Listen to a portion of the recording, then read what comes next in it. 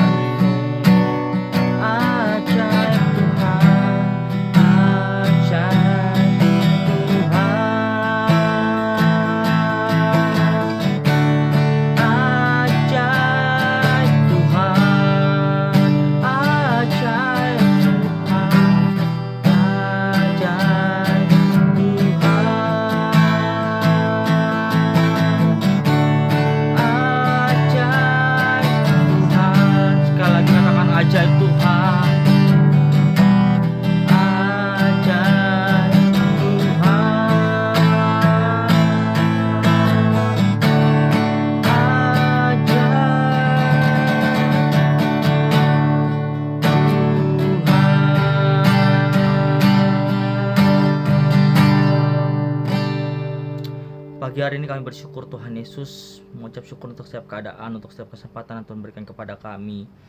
Di tengah kondisi keadaan saat ini Tuhan, kami percaya penyertaan Tuhan sempurna atas kehidupan kami Tuhan.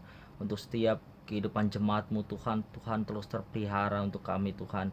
Dan kami yakin Tuhan Yesus, pada pagi hari ini Tuhan tetap menjaga dan melindungi kami Tuhan. Pada pagi hari ini kami berdoa mengangkat tangan kami Tuhan Yesus untuk Indonesia Tuhan, bangsa yang kami kasih, kami cintai Tuhan Yesus.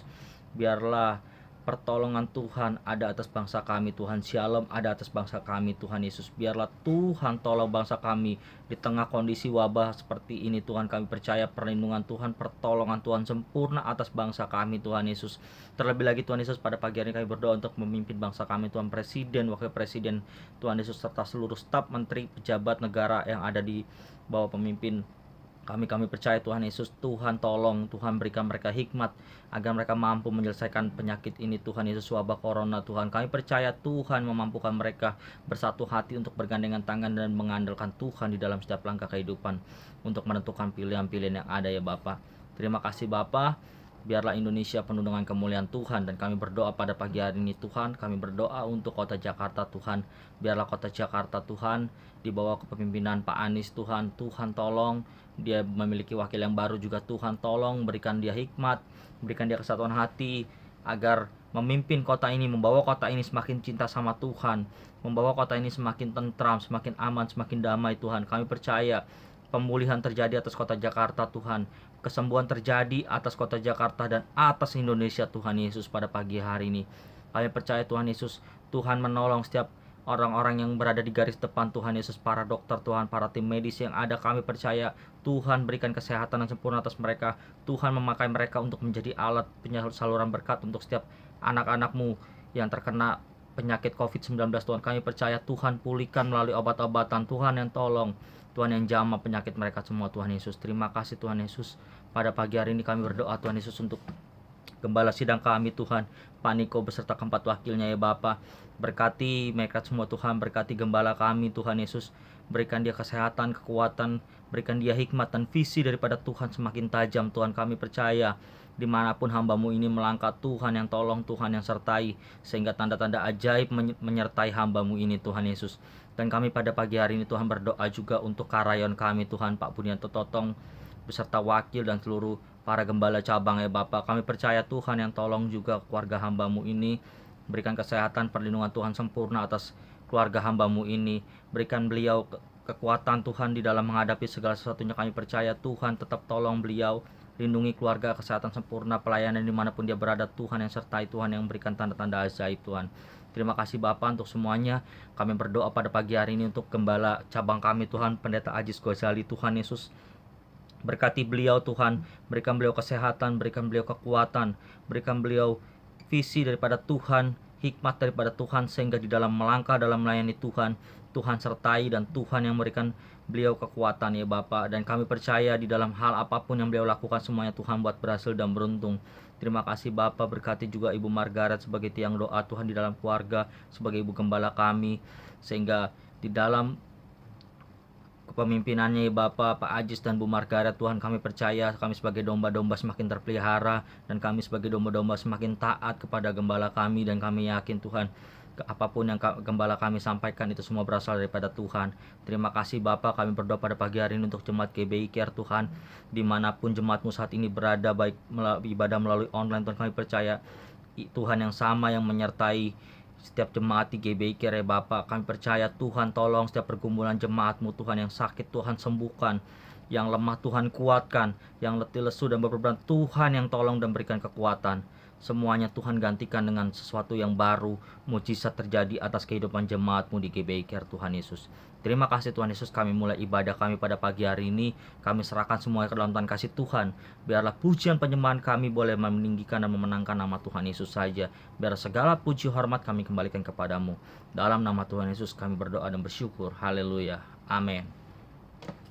Masih ada sukacita Bapak Ibu pada pagi hari ini.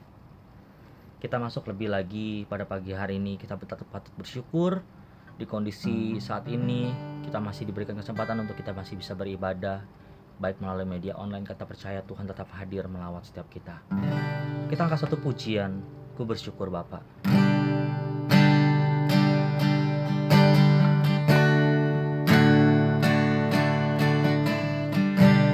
Banyak yang Kau perbuat di dalam hidup, rancangan indah terjadi di hidupku. Bapa yang mengerti segala yang ku perlu, kasih-Mu sempurna nyata dalam hidupku.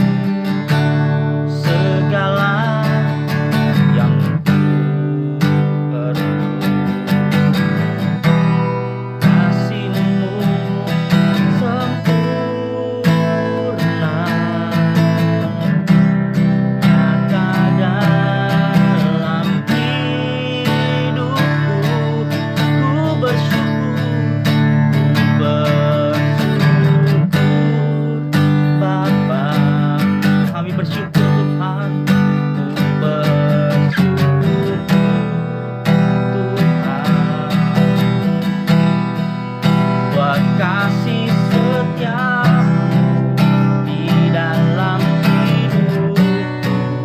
Ku bersyukur, ku bersyukur, Bapa. Ku bersyukur Tuhan buat kasih setiamu di dalam hidupku. Ku bersyukur Tuhan.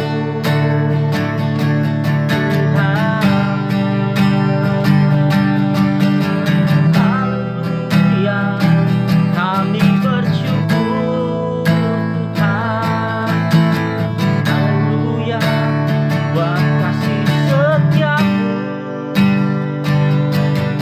Tuhan, buat pertolonganmu Yesus. Kami bersyukur, oh haleluya, haleluya,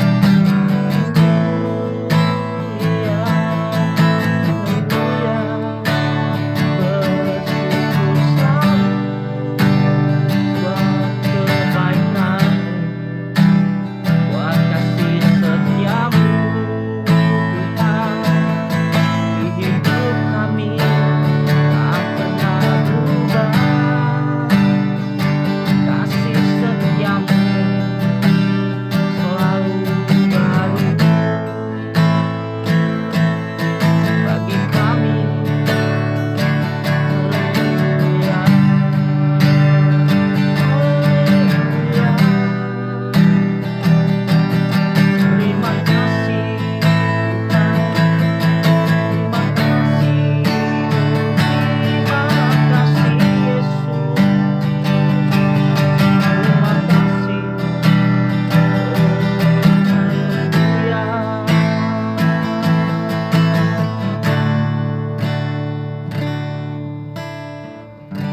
Terima kasih Tuhan Yesus.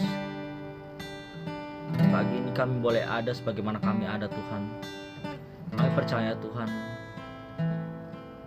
melalui pujian penyembahan kami, Tuhan ditinggikan, Tuhan diagungkan. Biarlah Tuhan pagi hari ini Tuhan, kami mau masuk dalam hadirat-Mu lebih lagi Tuhan Yesus. Dan kalau sebentar kami ingin mendengarkan firman-Mu Tuhan, biarlah firman yang disampaikan oleh hamba-Mu menjadi berkat bagi kami Tuhan. Dan kami menjadi pelaku kebenaran firman-Mu Tuhan, sehingga kami keluar sebagai pemenang-pemenang-Mu Tuhan. Dan kami percaya Tuhan Yesus, apa yang akan ditabur oleh hamba-Mu Tuhan melalui kebenaran firman-Mu, kami percaya Tuhan akan menolong kami untuk memampukan kami melakukan kebenaran firman-Mu Tuhan Yesus. Terima kasih ya Aba, terima kasih. Terima kasih Tuhan Yesus, terima kasih Yesus. Kita angkat satu pujian sebelum kita mendengarkan firman Tuhan. Kita katakan seperti rusa yang haus, rindu aliran sungai Tuhan. Seperti rusa yang haus, rindu aliran sungai-Mu.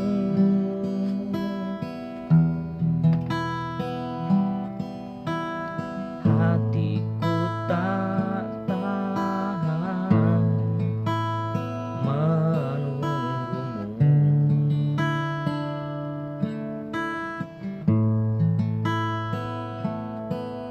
Bagai tanah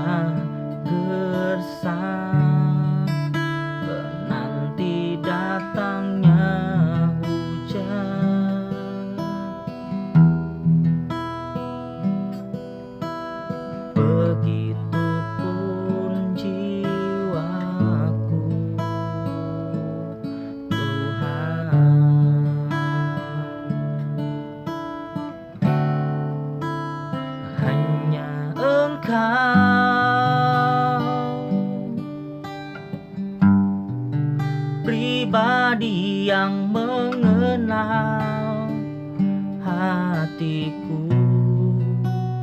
Tiada yang tersembunyi bagimu, seluruh isi hatiku kau tahu, dan bawaku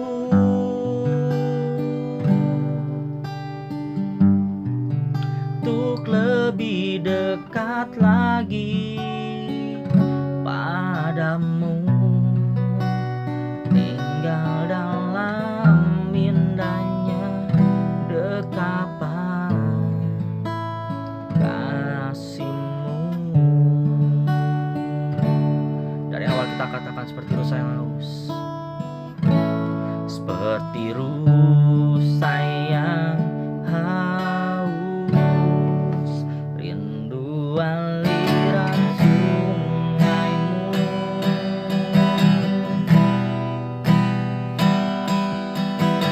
Hatiku tak tahan menunggumu, katakan bagai tanah gersang, bagai tanah gersang, menanti datangnya hujan.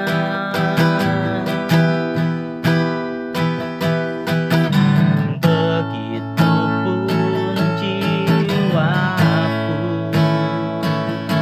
Tuhan, hanya Engkau,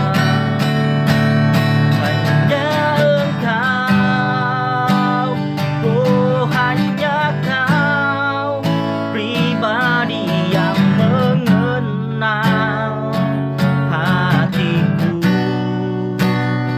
Tiada yang tersembunyi bagimu, seluruh isi hatiku kau tahu, dan bawaku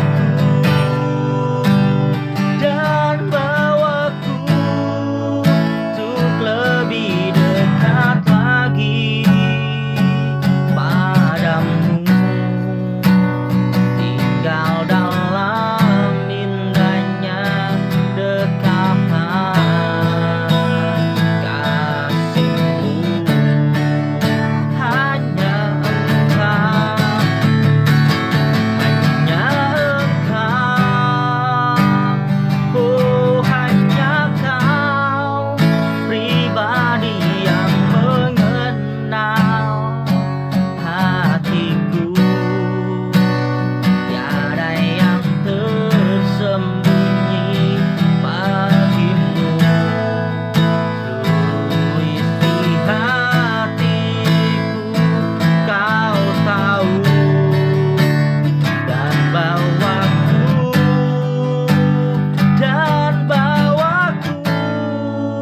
untuk lebih dekat lagi padamu, tinggal dalam indahnya dekapan kasihmu. Sekali lagi katakan, hanya Engkau,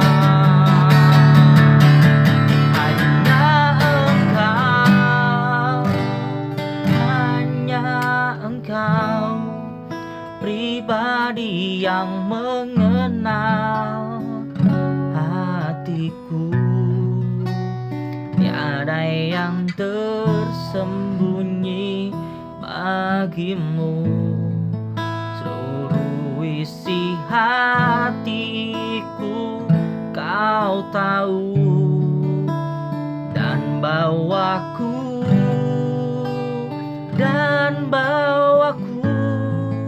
untuk lebih dekat lagi padamu, tinggal dalam indahnya dekapan kasihmu, tinggal dalam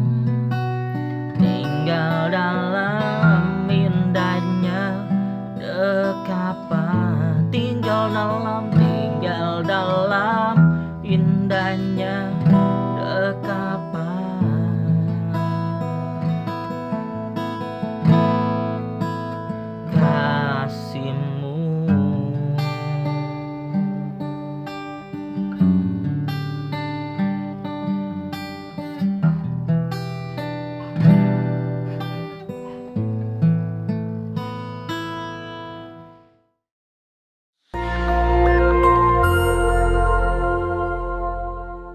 Shalom. Kesempatan kali ini kita akan membahas hidup sebagai insan Pentakosta. Siapakah yang dimaksud dengan insan Pentakosta? Tentunya bukan hanya mereka yang merupakan anggota jemaat gereja Pentakosta, tetapi semua orang percaya yang hidup dipimpin dan dituntun oleh Roh Kudus, yang meyakini bahwa suara Tuhan masih diperdengarkan, yang meyakini bahwa kita masih mendengar suaranya, dan yang dengan iman dan kuasa dari Roh Kudus berkata-kata atas nama Tuhan. Dalam Injil Yohanes, Tuhan Yesus sangat menekankan kehidupan orang percaya yang dipimpin dan dituntun oleh Roh Kudus. Betapa Roh Kudus menempati peran yang sentral dan penting dalam kehidupan orang percaya. Kehidupan orang percaya sudah seharusnya adalah kehidupan yang dipimpin oleh Roh Kudus, bukan sekedar hikmat, kepintaran, kehebatan, dan kebijaksanaan kita sendiri. Kehidupan yang dipimpin oleh Roh Kudus dimulai ketika pencurahan Roh Kudus pada hari Pentakosta sebagaimana dicatat dalam Kisah Para Rasul. Dalam Kisah Para Rasul, Roh Kudus terlibat dalam pengambilan keputusan, menuntun, mengarahkan, dan memimpin para pemimpin jemaat dalam pekerjaan pelayanan dan penuntasan amanat agung Tuhan Yesus. Kisah Para Rasul belum berhenti dan terus berlanjut sampai dengan era kita sekarang ini. Roh Kudus belum berhenti bekerja sampai saat ini. Karunia-karunia roh belum berhenti. Itu sebabnya kehidupan yang dipimpin oleh Roh Kudus adalah kehidupan yang seharusnya dialami dan dijalani oleh setiap orang percaya di masa kini. Ciri khas hidup insan Pentakosta yang dipenuhi dengan Roh Kudus antara lain menjaga kekudusan hidup, hubungan yang intim dengan Tuhan, hidup dan melayani dalam mujizat dan kuasa Roh Kudus, menjadi saksi Yesus, memberitakan kabar baik. Mendengar suara Tuhan bukanlah tentang kemampuan manusia mendengar suaranya, tetapi tentang kehendak Tuhan yang ingin memperdengarkan suaranya kepada orang-orang percaya, sekalipun kita sedang dalam keadaan berdosa. Namun demikian adalah merupakan tanggung jawab kita untuk melatih kepekaan dalam mendengar suaranya. Dalam praktek hidup sehari-hari insan Pentakosta, memperkatakan firman Tuhan merupakan sesuatu yang lumrah, sebagaimana diajarkan dalam firman Tuhan Yosua 1 ayat 8. Misalnya dalam keadaan sakit, mereka memperkatakan dengan penuh iman 1 Petrus 2 ayat 24, oleh bilur-bilurnya kamu telah sembuh. Ketika banyak kebutuhan hidup yang harus dipenuhi, mereka memperkatakan Filipi 4 ayat 13, segala perkara dapat kutanggung di dalam Dia yang memberi kekuatan kepadaku. Dan Filipi 4 ayat 19, Allahku akan memenuhi segala keperluanmu menurut kekayaan dan kemuliaannya dalam Kristus Yesus. Serta memperkatakan Mazmur 91, janji perlindungan Tuhan. Insan Pentakosta yang menggembalakan jemaat bukan hanya memerlukan pengetahuan teologis yang mumpuni, bukan sekedar pengalaman pribadi semata. Lebih dari itu adalah kepekaan mendengar suara Tuhan. Gembala jemaat harus memiliki keintiman dengan Tuhan, sebab dengan begitu mereka mendapatkan tuntunan Tuhan bagi umat yang digembalakan. Pesan khusus yang diterima dari Tuhan sebagai tuntunan bagi jemaat tentu harus diperkatakan dan disampaikan berulang-ulang sampai jemaat dengan urapan Roh Kudus dapat menangkap, memahami, serta melakukan apa yang menjadi tuntunan Tuhan tersebut. Robert Menzies dalam bukunya menyatakan, sama seperti Tuhan Yesus diurapi untuk memenuhi tugas kenabiannya, demikian juga murid-murid yang dibaptis Roh Kudus telah diurapi sebagai nabi-nabi akhir zaman untuk menyatakan firman Allah. Gereja di zaman akhir yang telah dibaptis Roh Kudus adalah komunitas para nabi. Apakah seperti nabi zaman Perjanjian Lama? Tentu tidak. Yang dimaksudkan adalah para nabi yang terpanggil untuk membawa pesan keselamatan sampai ke ujung bumi. Setelah dibaptis Roh Kudus, Petrus dan Paulus banyak mengulangi mujizat Yesus. Artinya, karunia mujizat tidak terbatas, hanya dikerjakan oleh Yesus. Seperti yang dinyatakan oleh Craig Keener, Petrus dan Paulus sedang melakukan pekerjaan Yesus dengan cara membuka jalan dan memberi contoh bagi gereja di masa yang akan datang. Insan Pentakosta percaya bahwa baptisan Roh Kudus adalah berkat yang kedua alias second blessing yang diterima oleh orang percaya setelah kelahiran baru. Dari sinilah gaya hidup insan Pentakosta berawal. Saudaraku dikasih Tuhan, kita harus bangga hidup sebagai insan Pentakosta. Tuhan Yesus memberkati. Shalom saudara-saudari yang dikasihi Tuhan, jemaat GBI Care yang tercinta. Kembali lagi kita dalam ibadah online dan kita mau sama-sama mendengarkan kebenaran firman Tuhan. Kita telah memuji menyembah Tuhan dan kini saatnya pemberitaan firman-Nya diberikan. Mari kita bersatu dalam doa. Bapa, kami mengucap syukur dan berterima kasih untuk segala pujian penyembahan yang boleh kami naikkan kepada Engkau. Hingga hari ini Tuhan kami boleh sama-sama beribadah kepada Engkau Tuhan. Dan sebentar kami mau sama-sama mendengarkan isi hati-Mu lewat kebenaran firman yang akan hamba sampaikan Tuhan. Pakai lidah bibir hamba Tuhan supaya boleh memberikan yang terbaik bagi jemaat Tuhan di tempat ini.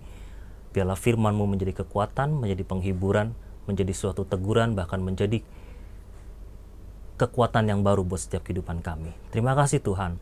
Segala kuasa iblis ataupun kuasa si jahat yang coba mengambil firman-Mu Tuhan, kami tolak kuasanya di dalam nama Yesus Kristus. Kami mengucap syukur pada Engkau dan kami siap mendengarkan firman-Mu. Mari kita sama-sama katakan, amin. Saudara-saudara yang kasih Tuhan, kita percaya bahwa Tuhan tidak pernah meninggalkan setiap kehidupan orang yang percaya. Dia selalu ada dalam segi hidup setiap orang yang percaya kepadanya. Baik di dalam masalah, dalam berkat, dalam kebaikan, dalam keterpurukan, Tuhan selalu ada bagi kehidupan kita. Pagi hari ini, saya ingin membahas firman Tuhan dengan judul Be strong in the storm. Jadilah kuat, jadilah berani di dalam menghadapi badai. Pagi hari ini saya ingin melihatnya dari sudut pandang bagaimana ketika Yesus datang memberikan ketenangan bagi para murid-muridnya yang sedang menghadapi angin sakal. Ketika mereka menyeberang tanpa Yesus. Mari kita sama-sama buka di dalam Matius 14 ayat 22 dan 20 sampai 33. Demikian firman Tuhan. Sesudah itu Yesus memerintahkan murid-muridnya naik ke perahu dan mendahulunya ke seberang. Sementara itu ia menyuruh banyak orang pulang. Dan setelah orang banyak itu disuruhnya pulang, Yesus naik ke bukit untuk berdoa seorang diri. Ketika hari sudah malam, ia sendirian di situ. Perahu murid-muridnya sudah beberapa mil jauhnya dari pantai dan diombang-ambingkan gelombang karena angin sakal. Kira-kira jam 3 malam datanglah Yesus kepada mereka berjalan di atas air. Ketika murid-muridnya melihat dia berjalan di atas air, mereka terkejut dan berseru, "Itu hantu!" Lalu berteriak-teriak karena takut. Tetapi segera Yesus berkata kepada mereka, "Tenanglah, aku ini, jangan takut." Lalu Petrus berseru menjawab dia, "Tuhan, apabila Engkau itu, suruhlah aku datang kepadamu, berjalan di atas air." Kata Yesus, "Datanglah." Maka Petrus turun dari perahu dan berjalan di atas air, mendapatkan Yesus. Tetapi ketika dirasanya tiupan angin, takutlah ia dan mulai tenggelam lalu berteriak, "Tuhan, tolonglah aku." Segera Yesus mengulurkan tangannya, memegang dia dan berkata, "Hai orang yang kurang percaya, mengapa engkau bimbang?" Lalu mereka naik ke perahu dan angin pun redalah. Dan orang-orang yang ada dalam perahu menyembah dia. Katanya, "Sesungguhnya engkau anak Allah." Amin. Buat kebenaran firman Tuhan, kita percaya bahwa ketika Yesus berjalan di atas air, itu adalah suatu tanda bahwa dia adalah Tuhan yang hidup. Tuhan yang mampu melakukan segala sesuatu dalam setiap kehidupan kita. Di sini kita melihat bahwa ketika Yesus sudah memberikan makan 5.000 orang laki-laki, dia hendak menyeberang bersama-sama dengan muridnya. Tetapi Yesus menyuruh murid-muridnya terlebih dahulu, Petrus dan kawan-kawan, untuk menyeberang. Dan dia hendak pergi ke bukit untuk berdoa, seperti yang biasa dia lakukan.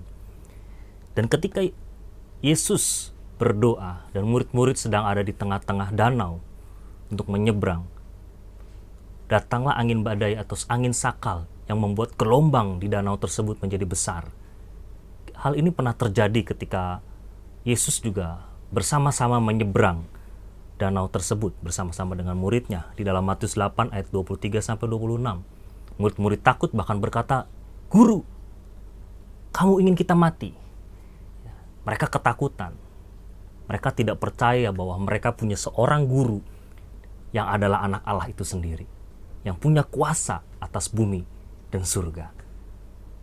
Di sini kita melihat bahwa murid-murid tidak pernah mau belajar bagaimana mujizat demi mujizat boleh mereka lihat, tetapi mereka tidak mengerti apa arti dari mujizat itu. Mereka selalu panik, mereka selalu terburu-buru, dan mereka selalu mengambil kesimpulan yang salah. Seperti halnya ketika Yesus datang berjalan di atas air, mereka melihatnya sebagai hantu. Ya. Karena saat itu bagi orang Yahudi, penampakan seseorang ya, atau hantu itu bisa menjadi suatu pertanda yang tidak baik. Ya. Bisa celaka atau bisa mati. Dan ini bukan berarti bicaranya Petrus ketika murid-murid berkata itu hantu, bukan berarti melihat hantu yang seram, bukan. Tetapi melihat wujud Yesus, dan mereka tidak percaya bahwa itu adalah guru mereka. Mereka mengira itu hantu. Hantu yang menyerupai guru mereka. Makanya Yesus berkata, "Jangan, tenanglah, aku ini, jangan takut." Jadi sebenarnya murid-murid tahu bahwa itu adalah penampakan Tuhan Yesus, tapi mereka mengira itu hantu. Di sini kita melihat bahwa banyak juga anak-anak Tuhan yang seringkali berkata bahwa saya sering baca firman, saya sering mendengar firman, tapi kita tidak pernah mengenal siapa Tuhan kita tersebut. Kita justru lebih fokus kepada masalah yang kecil yang ada di depan mata kita.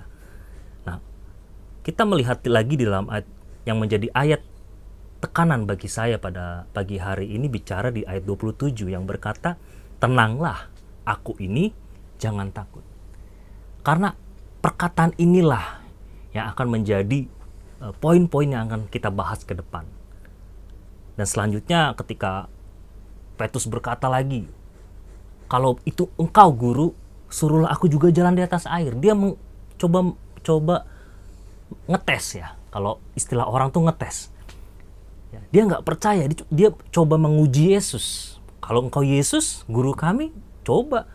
Bisa nggak saya berjalan juga di atas air?" Dan ternyata Petrus bisa berjalan di atas air. Tapi sekali lagi, murid-murid masih tidak percaya akan mujizat. Murid-murid masih ragu dan bimbang.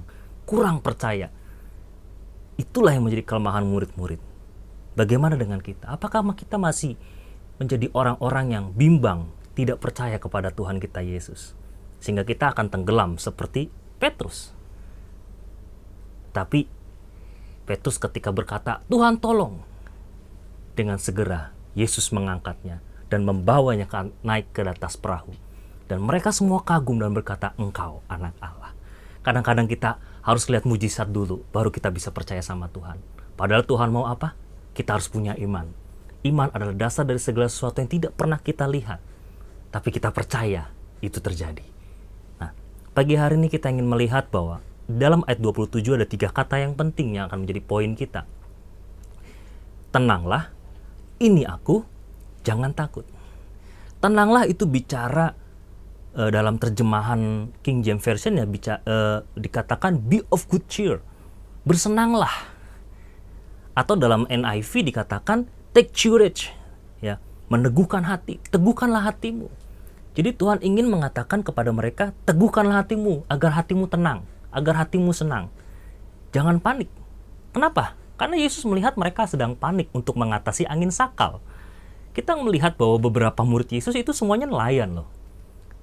Mereka bukan orang yang tidak mengerti dengan apa itu angin sakal. Mereka mengerti bagaimana menghadapi badai, bagaimana menghadapi angin ataupun air yang bergelombang. Tapi saat itu mereka kewalahan. Ya. Dan mereka lupa bahwa mereka punya kuasa. Ketika mereka menjadi murid-murid Tuhan Yesus, Yesus sudah memberi kuasa kepada mereka. Ini sering terjadi dalam kehidupan kita. Kita sering lupa kita punya kuasa di dalam setiap kehidupan kita. Yang kedua, kata-kata yang penting ini bicara ini aku. Seperti yang saya katakan tadi, bahwa Yesus tahu murid-muridnya itu melihat dirinya. Tetapi karena murid-murid tidak percaya, mereka menganggap Yesus itu hantu, sebuah penampakan. Ya, jadi bukan hantu yang menyeramkan yang ada di pohon-pohon, bukan. Tapi suatu penampakan yang membuat murid-murid tidak percaya bahwa itu adalah guru mereka. Dan Yesus berkata, ini aku, bukan yang lain. Bukan hantu, bukan penampakan. Seringkali Tuhan sudah menaruh tangannya kepada kita, tapi kita ragu kepadanya. Kita nggak mau meraih tangannya, kita nggak mau melihat pertolongannya. Karena kita hanya melihat penampakan, bukan Tuhan kita sendiri. Ini penting. Dan yang ketiga, jangan takut. Tuhan ingin mengatakan, don't be afraid. Ya, janganlah engkau takut. Kenapa? Karena ketakutan itu muncul dari yang namanya kekhawatiran. Ada perasaan yang tidak percaya. Nah, ini yang ingin Yesus kita hilangkan dalam setiap kehidupan kita. Makanya pagi hari ini saya ingin membahasnya di dalam beberapa hal. Nah, Tuhan kita mengerti, ya, mungkin kita mengerti bahkan banyak hal dalam setiap kehidupan kita. Ya, seperti saya katakan dari awal, banyak orang bisa mengerti banyak hal. Seorang pekerja, dia tahu bagaimana menyelesaikan pekerjaannya di kantor. Pelajar, dia tahu bagaimana menyelesaikan sekolahnya. Ya. Seorang dokter, dia bisa tahu bagaimana mengobati dan merawat pasiennya. Ya. Seorang hamba Tuhan, dia tahu bagaimana caranya berkhotbah dan berdoa. Seorang presiden tahu bagaimana caranya mengatur, mengelola supaya negerinya atau negaranya tidak chaos, tidak ada kekacauan. Oleh karena itu, mungkin kita banyak mengerti akan hal, ya, mengerti akan banyak hal dalam hidup ini. Seperti yang terjadi wabah COVID ini, banyak orang berpendapat COVID seperti ini, Corona seperti ini, Corona seperti itu. Tapi itu semuanya tidak ada yang 100% pasti. Bahkan belum ada yang bisa memberikan solusi. Hanya yang ini, cuma ya, cuma hanya sekedar opini. Banyak orang hanya berpikir opininya itu benar. Dan yang ada depan mata kita adalah bicara pandemi COVID-19. Ya. Apalagi dengan orang-orang yang mengerti firman, atau yang terlebih orang yang sering mendengar firman Tuhan. Wah, sudah pembahasannya itu menguliti banget dengan firman Tuhan. Dikaitkan sekali dengan firman Tuhan. Tapi intinya di sini yang saya mengatakan, banyak orang percaya mendengar firman Tuhan, atau dia beribadah, ikut mungkin komsel, ikut pendalaman Alkitab, bahkan mengikuti siaran televisi ataupun di media sosial. Seperti kita sekarang, kita beribadah sekarang secara online. Tetapi seringkali kita melupakan isi atau makna daripada firman itu. Kita cuma tahu, tapi kita tidak mengerti makna dari firman itu. Sehingga seringkali kita akhirnya menjadi apa? Takut, panik. Nah, kita menjadi ragu, kita menjadi bimbang, khawatir dalam menghadapi hidup. Khususnya masalah yang kita hadapi sekarang ini. Banyak orang yang ketakutan, banyak orang yang khawatir. Awal diberitakan masuk Indonesia, semuanya chaos. Ya, masker jadi selangit harganya. Semuanya jadi serba mahal. Tapi ketika mulai teratasi, sedikit demi sedikit teratasi, semuanya akan kembali normal. Kenapa? Butuh pemahaman yang baik dalam setiap masalah. Oleh karena itu, kita lihat apa yang dialami oleh Petrus dan kawan-kawan ketika menghadapi badai angin sakal. Ya. Mereka bingung, mereka khawatir, mereka takut. Ya. Kalau kita aplikasikan, kita ini juga seperti murid-murid Tuhan yang telah banyak menerima firman Tuhan, melihat kuasa dan mujizat Tuhan. Tapi ketika menghadapi badai angin, tetapi ingat, kita bisa saja menghadapi yang namanya masalah, baik dalam keluarga, pekerjaan, keuangan, bahkan dalam pelayanan. Jadi bukan berarti orang Kristen itu atau orang yang percaya Yesus itu kebal terhadap masalah. Banyak persoalan dan masalah yang mungkin bisa membuat kita mengalami seperti yang dialami oleh Petrus dan kawan-kawan. Ada rasa khawatir, ada rasa takut, ada rasa bimbang, tidak percaya lagi. Oleh karena itu, penting bagi kita untuk melihat bahwa setiap kekhawatiran, setiap masalah itu selalu ada dalam kehidupan kita.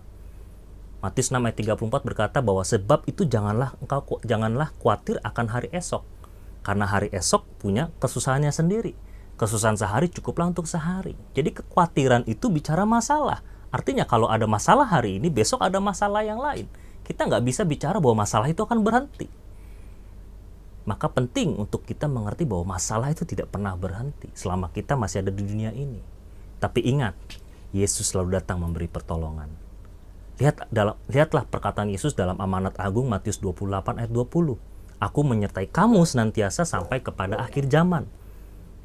Dan kisah Paulus pun di dalam 1 Tesalonika 2 ayat 2 berkata bahwa karena pertolongan Allah, kita beroleh keberanian memberitakan Injil, dan kepada kamu dalam perjuangan yang berat. Artinya Paulus menghadapi masalah yang berat dalam memberitakan Injil. Tapi karena ada pertolongan Tuhan, dia bisa memberitakan Injil sampai ke Roma, sekalipun dia harus mati. Mari kita mau sama-sama belajar dan melihat apa sih arti kata dari tenanglah aku ini jangan takut di ayat 27. Yang pertama, Yesus datang memberi ketenangan. Ya, di situ katakan Yesus berkata, tenanglah kepada kita. Mengapa kita harus tenang? Yang pertama karena kita harus tenang supaya kita dapat berdoa. 1 Petrus 4 ayat 7 berkata, kesudahan segala sesuatu sudah dekat. Karena itu kuasailah dirimu dan jadilah tenang supaya kamu dapat berdoa. Orang yang nggak tenang, orang yang nggak bisa menenangkan dirinya, bagaimana dia bisa berdoa? Pasti dia gelisah, pasti dia takut, pasti dia akan khawatir. Orang yang lagi dikejar-kejar oleh seorang pembunuh contohnya, bisa saja dia lupa untuk berdoa. Kenapa? Karena tidak ada ketenangan, ada ketakutan. Nah, dengan tenang kita bisa mengambil waktu untuk berdoa saat teduh dengan Tuhan. Ya. Seperti arti dari makna retret. Ya, biasanya kan kalau kita anak-anak pemuda gereja biasanya itu atau anak sekolah minggu ada yang namanya retret. Retret itu bicara apa? Menyendiri berdoa dalam keheningan. Sekalipun belakangan ada aja yang retret itu sambil main-main, sambil ada acara-acara yang saya katakan sebenarnya jauh dari kata makna retret itu sendiri. Karena retret itu bicara apa? Mendekatkan diri sama Tuhan. Kita bersekutu intim dengan Tuhan. Pagi, siang, sore kita hanya bersekutu dengan Tuhan. Mencari Tuhan. Itulah arti retret. Tapi sekarang mengalami pergeseran seperti jalan-jalan rohani saja. Tapi it's okay, gak apa-apa. Tapi yang penting kita tahu bahwa untuk dekat dengan Tuhan, untuk bisa dapat berdoa, kita harus tenang. Ya. Mengapa berdoa? Karena berdoa itu menjalin hubungan kita dengan Tuhan. Doa itu nafas hidup orang percaya dan cara komunikasi kita dengan Tuhan. Jadi berdoa itu sangat penting.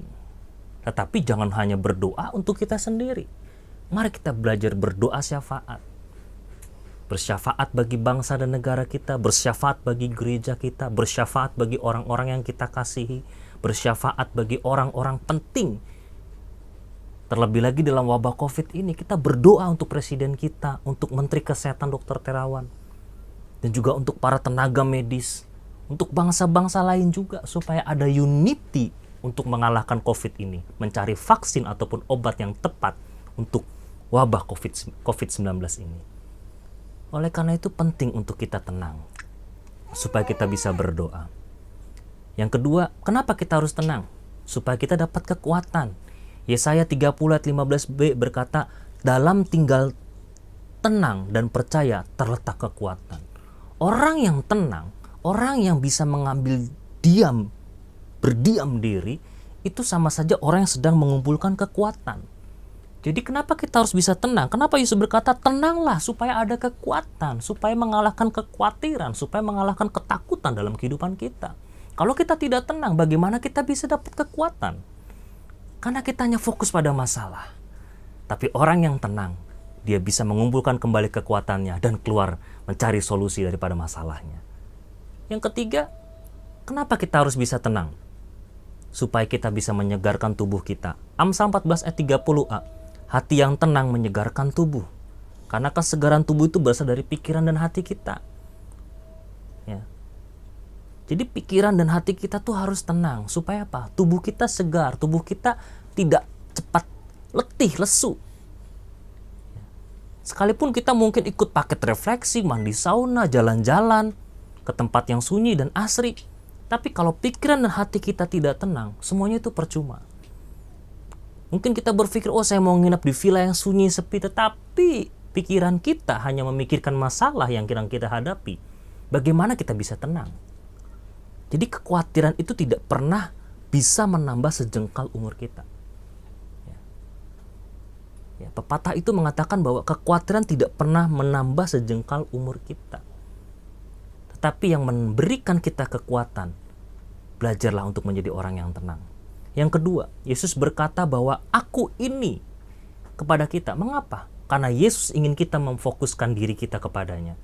Yesus ingin supaya kita menjadikan Yesus sebagai andalan dalam setiap kehidupan kita.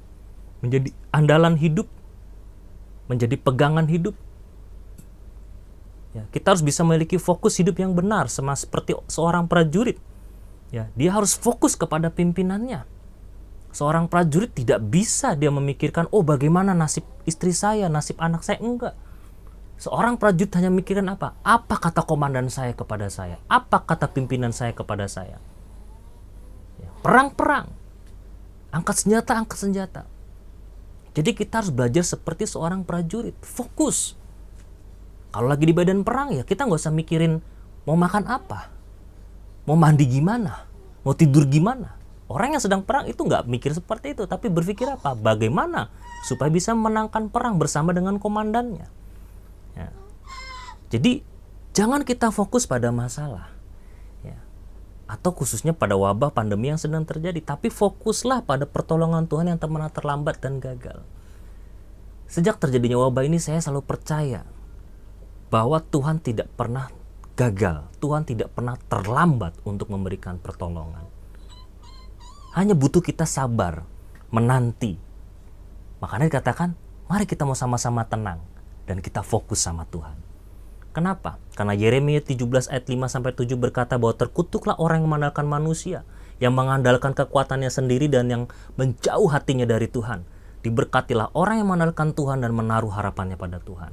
Ayat ini jelas mengatakan bahwa jangan kita mengandalkan manusia dalam segala masalah kehidupan kita. Manusia itu bisa kadang jadi media. Ada salah satu rumah sakit yang punya moto bahwa berkata, Tuhan yang bekerja, kami hanya membantu. Tuhan yang mengoperasi, kami hanya membantu. Itu ungkapan di sebuah rumah sakit yang mengatakan bahwa semuanya itu karena Tuhan. Tanpa Tuhan, tanpa berdoa, tanpa fokus kepada Tuhan, siapa yang punya umur? Ya, makanya diberkatilah orang yang mengandalkan Yesus. Terkutuklah orang yang mengandalkan dirinya sendiri atau orang lain. Ya. Karena kita tahu segala pertolongan dan keselamatan datangnya hanya dari Tuhan, bukan dari manusia. Ya. Dan saya yakin banyak orang yang ditolong oleh Tuhan melalui wabah COVID ini. Banyak orang-orang yang bisa sembuh, banyak orang-orang yang bisa pulih. Saya percaya ada campur tangan Tuhan di dalamnya. Ya. Karena sampai detik ini belum ada obat yang atau vaksin yang bisa benar-benar mengalahkan COVID-19 ini. Makanya saya katakan manusia hanya bersifat fana, tetapi Tuhan bersifat kekal untuk selama-lamanya. Karena hanya Tuhanlah satu-satunya pertolongan. Galatia 3:3 berkata, adakah kamu sebodoh itu? Kamu telah memulai dengan roh, maukah kamu mengakhirinya di dalam daging? Kalau kita sudah memfokuskan diri kita sama Tuhan, jangan kita fokus pada yang lain. Jangan fokus kepada masalah atau mencari solusi di luar Tuhan. Jangan kita mengawali dengan roh dan mengakhiri dengan daging. Kita harus bisa menjaga keselamatan yang Tuhan percayakan kepada kita. Jangan sampai terbawa arus dunia dan masuk dalam perangkap iblis. Masalah keuangan mungkin bisa saja terjadi dalam kehidupan kita. Karena bukan hanya masalah kesehatan akibat dari pandemi COVID-19 ini, tapi sosial dan ekonomi. Terbukti orang yang baru saja dilepaskan dari penjara, mereka nggak bisa cari uang lagi. Mereka berbuat jahat lagi, masuk lagi ke dalam bui. Kenapa? Karena ini akan menuju kepada krisis global. Banyak orang khawatir bagaimana mau makan, bagaimana mau hidup. Kalau wabah ini belum selesai-selesai. Oleh karena itu, jangan sampai kita sudah percaya kepada Tuhan. Tapi karena masalah ekonomi, masalah sosial, masalah kesehatan, kita melupakan Tuhan. Jadi ingat, iblis itu selalu memberikan perangkap kepada kita. Salah satunya dengan menebar teror dan ketakutan yang tidak benar. Banyak anak-anak Tuhan yang ditebarkan teror oleh iblis. Ketakutan yang tidak jelas. Psikosomatis akhirnya. Jadi takut yang tidak beralasan. Mari kita sama-sama hanya fokus kepada Tuhan kita. Tenangkan diri kita. Kita fokus kepada Tuhan. Dan yang ketiga, Yesus datang untuk memberikan kita keberanian. Yesus berkata, jangan takut kepada murid-muridnya. Kenapa? Karena Yesus ingin kita percaya bahwa pasti Tuhan menolong dan mengurus segalanya. Tuhan tahu apa yang menjadi kebutuhan dan apa yang kita butuhkan. Matius 6 ayat 8 berkata, janganlah engkau seperti mereka, karena Bapamu mengetahui apa yang kamu perlukan sebelum kamu minta kepadanya. Janganlah kita seperti orang yang tidak pernah akan ditolong Tuhan. Tuhan pasti tolong, tapi Tuhan tahu waktu yang terbaik. Karena Roma 8 ayat 28 berkata apa? Segala sesuatu yang terjadi mendatangkan kebaikan bagi kita. Ingat bahwa segala sesuatu yang terjadi dalam kehidupan kita, itu semuanya baik. Baik dalam kacamata Tuhan, tapi bukan baik dalam kacamata kita. Kita mungkin menganggapnya masalah, kita menganggapnya sebagai kegagalan, kita menganggapnya sebagai penyakit, tapi adalah baik di mata Tuhan. Karena Tuhan punya rencana yang lebih besar daripada manusia. Jadi jangan kita menjadi takut ketika menghadapi masalah. Karena dia pasti menjadi benteng kekuatan kita, seperti Mazmur 91 ayat 4. Dengan kepaknya akan menudungi engkau, di bawah sayapnya engkau akan berlindung, dan kesetiaannya itulah perisai dan pagar tembok. Jadi Tuhan akan menjadi perisai dan pagar tembok bagi kita semua. Kalau kita mau sama-sama percaya, menenangkan diri kita, berdiam diri, fokus kepada Tuhan, dan kita jangan menjadi orang yang takut. Karena seperti Bapa yang sayang dan menjaga anaknya, Allah adalah kasih. Kasihnya tak pernah berkesudahan, dan Ia mengenal setiap hati kita. Tidak ada yang tersembunyi dari Allah, sebab Roh Kudusnya yang diberikannya kepada kita sebagai kekuatan. Jadi Allah mengasihi kita sebagai anaknya. Dia adalah Bapa yang baik.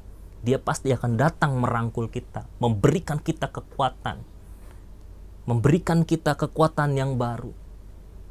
Dia tidak pernah meninggalkan sedikit pun orang yang percaya kepadanya. Oleh karena itu, marilah kita sama-sama beriman lebih lagi kepada Yesus. Yesus ingin kita punya iman yang lebih lagi. Oleh sebab itu, mari kita berikan diri kita, iman percaya kita hanya kepada Tuhan kita Yesus Kristus, supaya kita bisa menjadi orang-orang yang lebih daripada pemenang. Seperti yang dikatakan dalam Roma 8 ayat 37. Tetapi dalam semuanya itu kita lebih daripada orang-orang yang menang oleh Dia yang telah mengasihi kita. Jadi mari kita mau sama-sama menjadi orang-orang yang berani. Jangan takut. Ya. Menjadilah orang percaya yang benar walaupun belum melihat sekalipun. Ya. Menjadi orang percaya yang benar walau belum melihat sekalipun. Ibrani 11 ayat 1 berkata, iman adalah dasar dari segala sesuatu yang kita harapkan dan bukti dari segala sesuatu yang kita lihat. Karena iman, tokoh-tokoh Alkitab memiliki keberanian, memiliki kekuatan. Karena iman, Musa harus menolak dirinya sebagai seorang penting di Mesir dan lari. Dan ketika dipanggil untuk menyelamatkan bangsa Israel di Mesir, dia pun memberanikan diri. Dia tidak punya apa-apa, tapi dia berani. Oleh karena itu, marilah kita mau sama-sama belajar. Kita punya iman yang walau tidak pernah melihat sekalipun, tapi kita percaya itu akan terjadi. Pertolongan Tuhan tidak pernah terlambat bagi kita. Ya. Seperti Paulus yang juga memberitakan, yang berani dengan gagah berani memberitakan Injil. Kenapa? Karena ada iman. Iman itu berasal dari kata pistis atau pisteo, yang artinya apa? Iman atau sesuatu yang dilakukan dengan tindakan. Percaya tapi dengan tindakan. Jadi kalau kita percaya sama Tuhan, harus ada tindakan. Apa tindakannya? Berani hadapi masalah, jangan lari. Ya. Jadi dari apa yang kita baca tadi, Tuhan berkata, tenanglah, ini aku, jangan takut. Jadilah orang pribadi yang tenang dan fokus kepada Tuhan. Yesus pasti akan memberikan kita kekuatan yang baru. Mari sama-sama kita berdiam diri, mendekatkan diri kepada Tuhan, dan hanya percaya, hanya memfokuskan diri kita kepada Tuhan sebagai Tuhan dan Juru Selamat satu-satunya dalam kehidupan kita. Sehingga kita percaya dalam setiap masalah kita, dalam setiap pergumulan kita, Tuhan pasti datang memberikan kekuatan. Tuhan datang memberikan kita keberanian. Oleh karena itu, mari mau sama-sama kita siapkan hati kita mau sama-sama berdoa. Mari kita mau sama-sama kembali siapkan hati kita untuk memuji dan menyembah Tuhan setelah kita mendengarkan firman-Nya. Kita percaya bahwa Tuhan yang berkata, tenanglah, ini aku, jangan takut. Kepada murid-muridnya adalah Tuhan yang sama yang kita sembah di dalam nama Tuhan Yesus Kristus. Dan mari kita sama-sama naikkan pujian ini. Dia yang akan melingkupi kita semua. Mari kita katakan, lingkupiku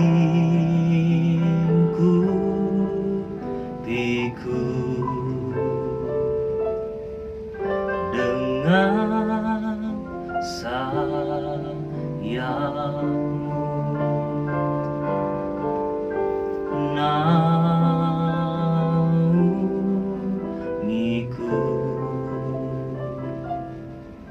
dengan kuasa-Mu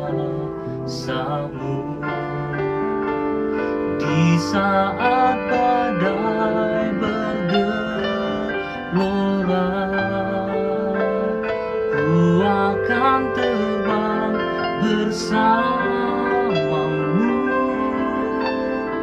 Bapa Kau Raja atas semesta.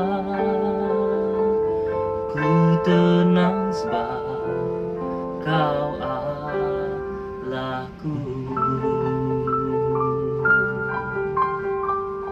Sungguh Dia adalah Bapa yang baik, Bapa yang selalu mengasihi setiap umat-Nya, yang datang memberikan pertolongan.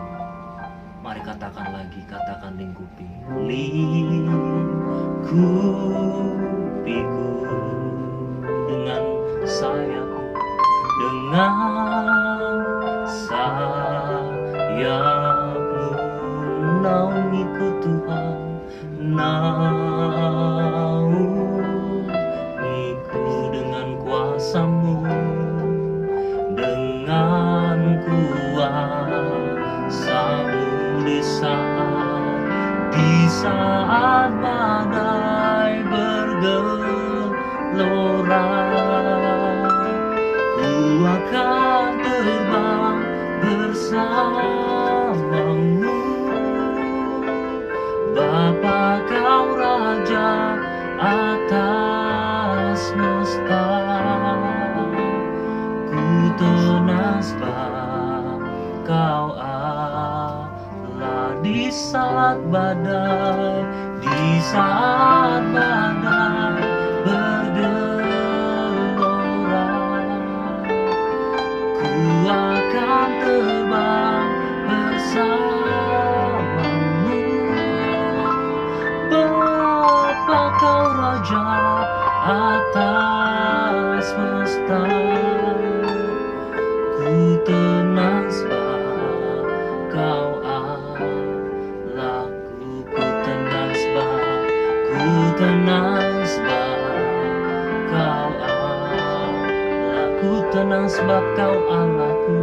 Ku tenang sebab Kau Allahku.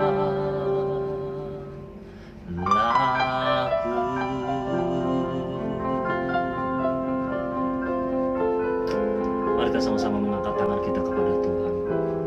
Terima kasih Tuhan, kami mengucap syukur kepada Engkau Tuhan untuk kebenaran firman yang Tuhan telah berikan bagi kami semua. Mari Tuhan, biarlah Engkau yang berkata, ini aku jangan takut. Tenanglah, ini aku jangan takut. Engkau Tuhan yang sama yang berkata kepada murid-murid-Mu. Engkau pun juga akan berkata kepada kami ketika kami menghadapi masalah dalam setiap kehidupan kami, baik dalam pekerjaan kami, dalam keluarga kami, dalam pelayanan kami, bahkan Tuhan di dalam menghadapi wabah pandemi COVID-19 ini Tuhan. Engkau pun berkata kepada kami, tenanglah, ini aku jangan takut. Sebab itu umat Tuhan yang dikasihi, mari kita sama-sama berdiam diri supaya kita bisa tenang, kita bisa berdoa, kita mendapat kekuatan yang baru, kita bisa mendapatkan tubuh yang segar. Karena kita percaya ketika kita tenang, kita dapat fokus kepada Tuhan. Kita bisa mengandalkan Tuhan sebagai satu-satunya jalan keluar atas setiap pergumulan masalah kehidupan kita. Dialah satu-satunya solusi bagi setiap umat manusia yang berdosa. Sehingga pada akhirnya Tuhan akan berkata kepada kita, jangan takut, supaya kita punya keberanian, supaya kita punya iman yang ada tindakan. Karena iman tanpa tindakan adalah sia-sia. Iman tanpa tindakan adalah mati. Mari kita mau sama-sama punya kekuatan yang baru, keberanian, agar kita kuat di dalam menghadapi badai. Terima kasih Tuhan, kami mengucap syukur pada Engkau. Biarlah firman Tuhan yang disampaikan ini menjadi rema dalam kehidupan kami. Biarlah firman Tuhan ini menjadi benih ilahi yang tertanam, bertumbuh, berkembang, dan berbuah menjadi berkat bagi banyak orang.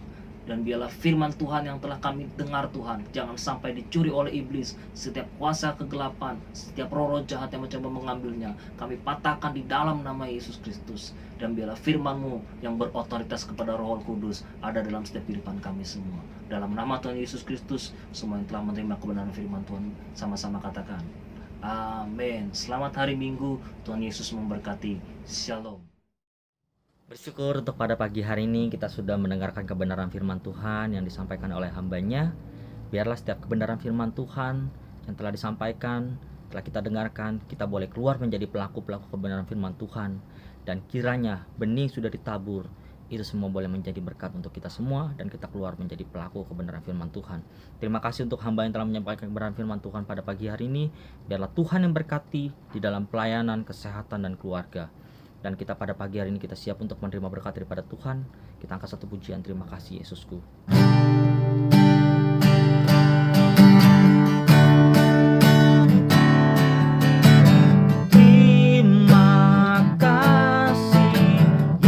Yesusku buat anugerah yang Kau beri, sebab hari